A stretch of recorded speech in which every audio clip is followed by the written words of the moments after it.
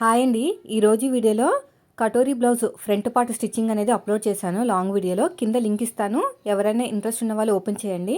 చాలామంది అడుగుతుంది ఏంటంటే కటోరీ బ్లౌజ్ అసలు ఎందుకు స్టిచ్ చేసుకుంటారక్క, నార్మల్గా క్రాస్ కటింగ్ అయిపోతే సరిపోతుంది కదా అని అంటారు.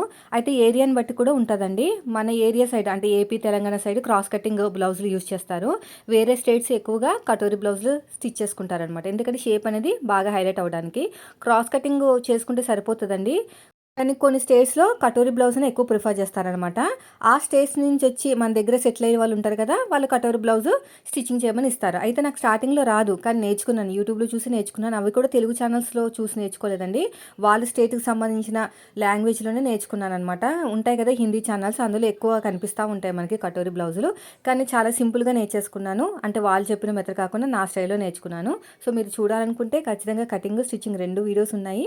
ఎవరైనా ఇంట్రెస్ట్ ఉన్న వాళ్ళు లాంగ్ వీడియో ఓపెన్ చేసి చెక్ చేయండి.